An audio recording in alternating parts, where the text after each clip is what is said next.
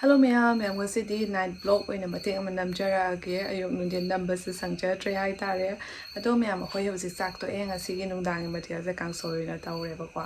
aduga kon phengba khotpa loi lore bedroom change e pothaba gi aduga ina tumtri mamangda aina ai ta thokchareba kwa ado laraka serum se station jarake kwa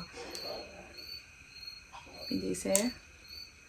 se ina mai ta loi namchen je bani ko hang ba nongai thena do I haje serum se tayarni aduga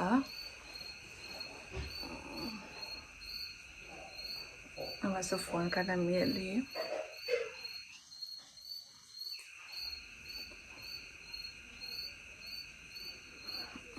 mayam smai serum se tay loraga ai hayeng se ko lu doini adona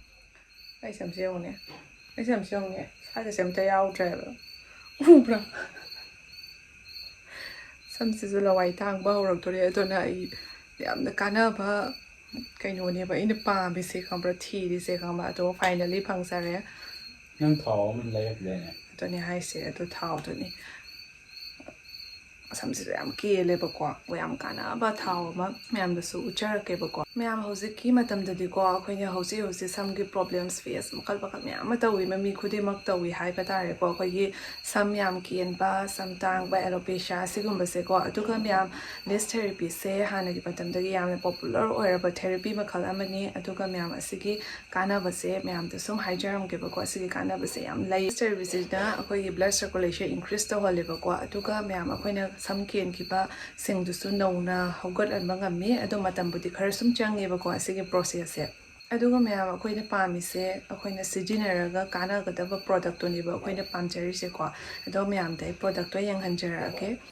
myam asida leijare nature sure ke Jonk tail oil asini karigum myam na samge problem sam takpa alopecia dandruff laiba amati samkhong da hakachaba asiguma myam se tawba yawbiraga di asigi nature sure Jonk tail oil se try am ta tawbiyo ai su sijine yam kana bani asine hair problem suna maki yam na kana ba formula ni ase 100% safe amade natural ingredients sa sabani herodin brahmi onion seed fenugreek seed curry leaf sesame oil asimi yam sen sabani chemicals kaimte yawde asida mayam su soidana try tawbiyo asigi oil se yam se khoi sap taiba already kaza taiba ngatang nongai gi thapak suda rubagi ko awa potha gi sai kaza taiba ko samse sune kak to ma ton se ku ni ya ha tri samse yam na ne ma shi ma ton ya for le ba hotel ma compost ta ban tang ta ke jing gari khud to ya ji bo sai mo shi ta da ra wala wai para in ne chu to इसमें ये gender रखो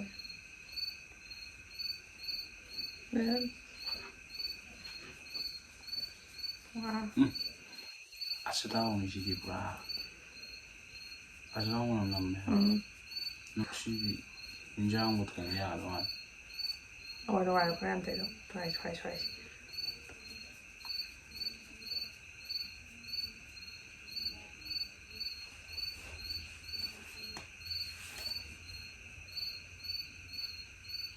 Ainda lá era até. Indra.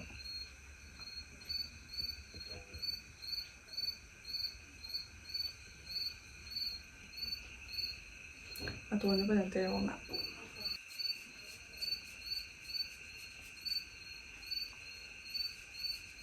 Kata tao nó quan tao ya. Nó phải nói nữa.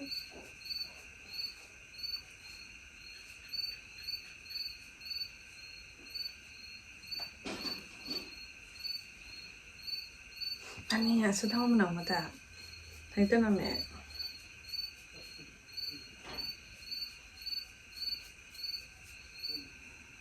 em thấy sẽ buồn rồi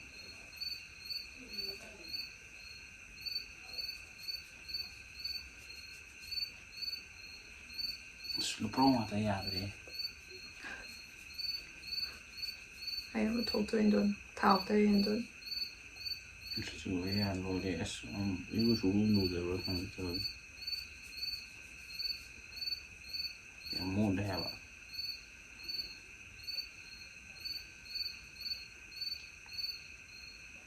ꯅꯨꯡꯉꯥꯏꯕ꯭ꯔꯥ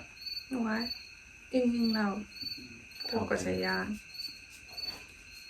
Ithan tay jo yan nungay tip. ꯊꯥꯎ ꯇꯩꯕ ꯅꯨꯡꯉꯥꯏꯕꯅꯦ ꯎꯏꯅꯤꯡꯉꯛꯄꯅꯦ ꯅꯨꯡꯉꯥꯏꯔꯣ ꯇꯨꯝꯅꯤꯡꯗ꯭ꯔꯣ Mà tuần cho tay kia. Nồi là đó. ꯍꯥꯏꯗꯤ ꯌꯥꯏ ꯁ꯭ꯋꯥꯏꯗꯤ ꯂꯨꯞ ꯂꯨꯞ ꯂꯥꯎꯔ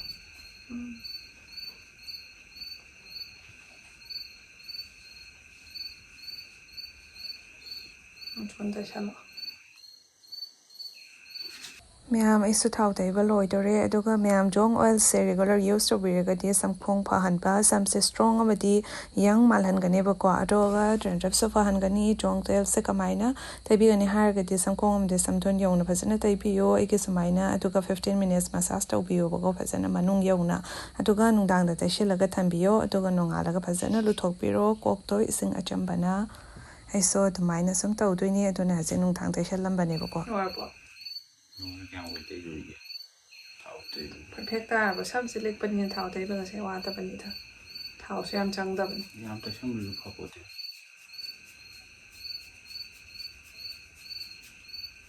are nai pok vào cái đâu are ang au bi ma do thau ta bi re bo I'm Nungcnaba. Thank you very much.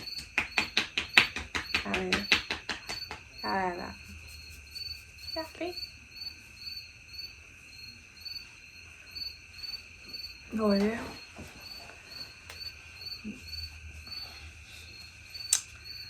Hai quân sẽ là thầm mà kìa.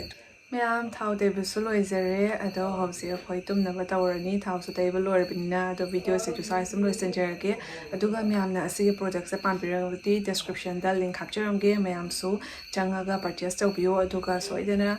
sijana biyu yamna kanabani ai su tawrisini ma'am aduga punna kanaminasi